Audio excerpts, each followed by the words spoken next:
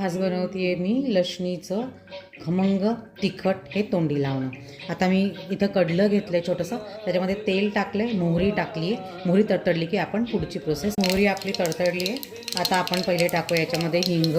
त्यानंतर मी या 5-6 लसणाच्या पाकळ्या चिरून घेतल्यात सोलून, त्या टाकल्या।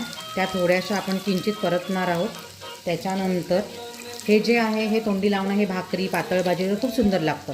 किंवा कधी कधी जर का घरामध्ये आपल्याकडे भाजी नसेल तर हे जर केलं आणि भाकरीसोबत इतकं सुंदर लागतं, काही करायची गरज नाही।